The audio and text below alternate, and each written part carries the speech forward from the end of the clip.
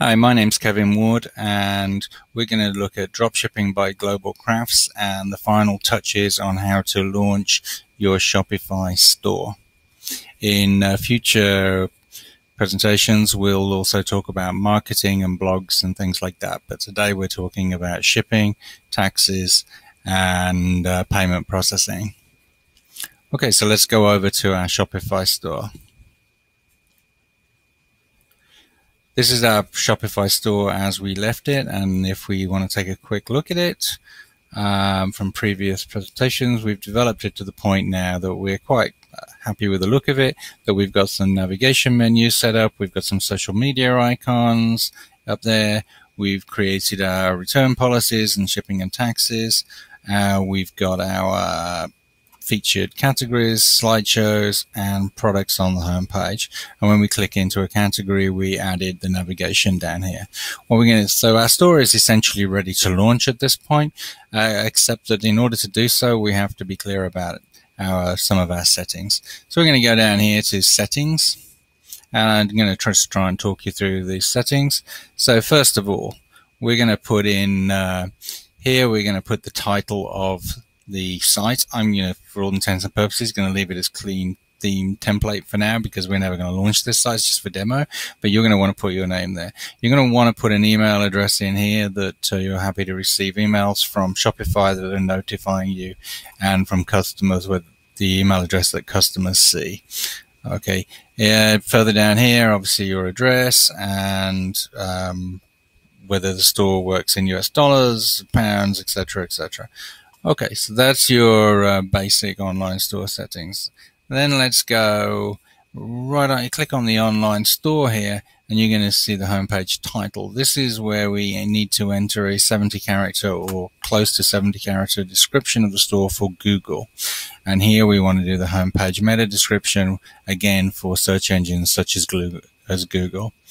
Okay, once we've done that, then we want to go down this list. So we've got general, we've got payments, accept credit cards. You always want to accept credit cards. The way that Shopify does its billing is that if you don't use Shopify credit card as a gateway, then you will be charged a transaction fee on all of the payments.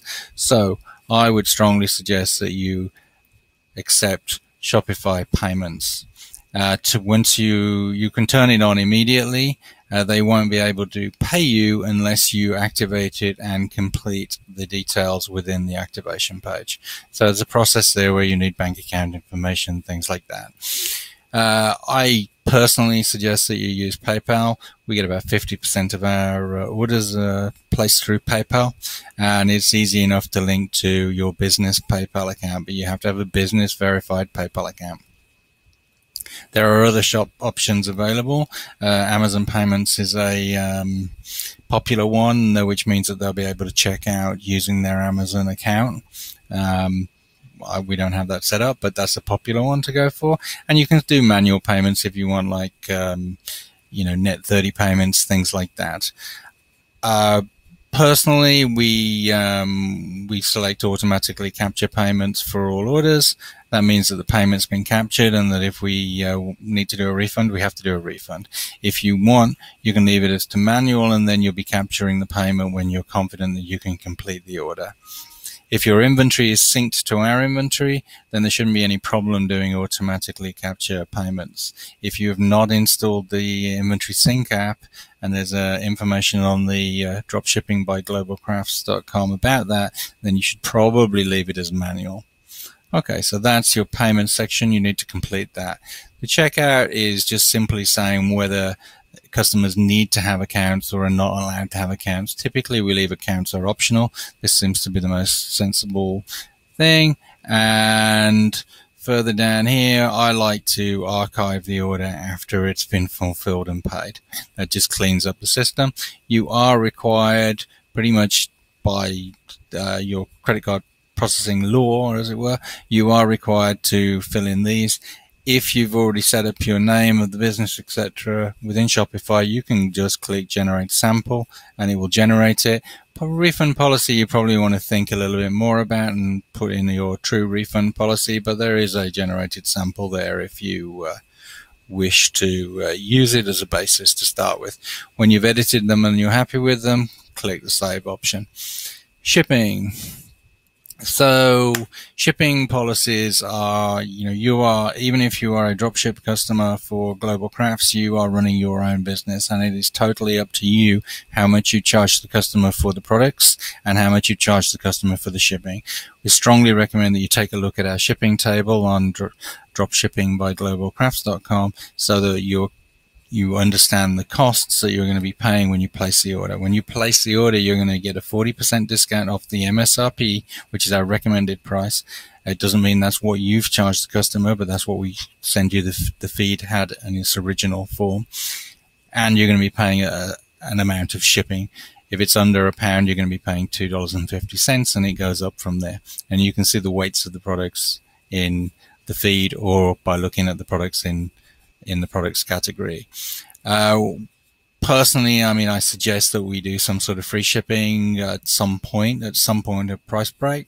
Anyway, we're just going to show you how to edit these today, how to get rid of them. If you want to add a new shipping rate, you just click on add shipping rate, and let's say we want to do free shipping.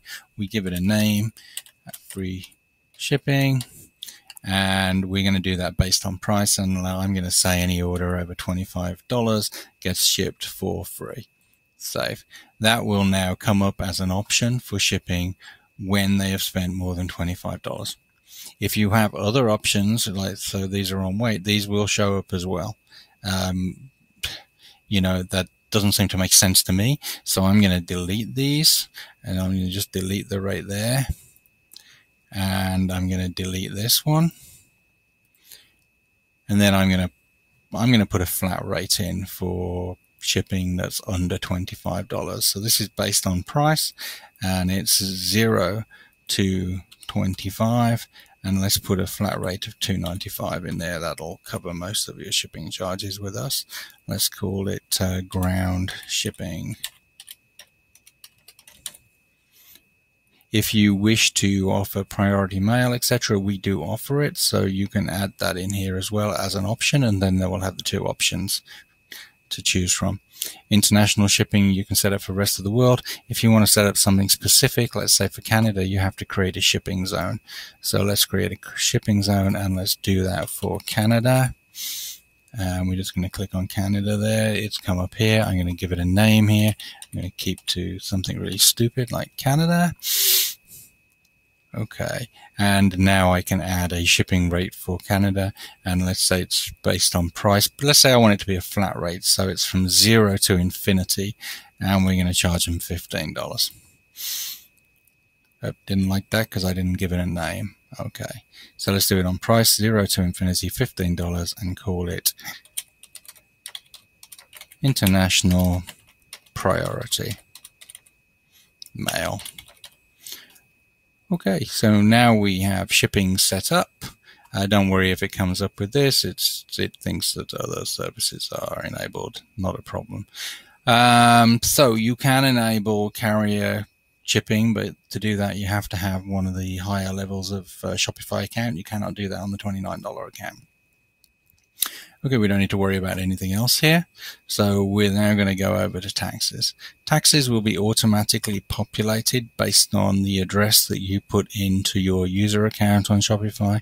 In our case, that's going to mean that it's going to be charging 6% for Florida. If you want to change, for any reason you want to change these, then you will have to manually set them up, and you can override them just by unticking that option and come down and change them however you wish. Okay. Please note that you should be collecting tax on any sales within your state because you are selling the products to your own website, and we will have to charge you 6% tax on the orders that you place on our site if they are being shipped to Florida. If they're being shipped anywhere other than Florida, we will not charge you any tax because it's an out-of-state sale for us. But we do have to collect that sales tax on products that are being shipped to Florida. If you happen to be in Florida and you have a Florida sales tax certificate, then please let us know about that, and we will mark your account non-taxable. So we've done payments, we've done checkout, we've done shipping, we've done taxes. We'll take a quick look at notifications. These are the emails that your customers will get, and you can edit them here. When you have various variables you can use to edit them. I'm not going to bother. Gift cards will disappear on the lowest level Shopify account. They're only available in the higher level account. So essentially at this point, this website is now up and running. It charges tax for Florida. It has shipping rates. The checkout is set up, and it is currently accepting. It is not accepting, but because I didn't save it. But if I had saved it after doing that, it would be accepting payments through Shopify. So our website would, in all aspects, be open. So in the next episode, we're going to pick up marketing, because it's one thing having a website that's set up and functioning. It's another thing making sales. Thanks.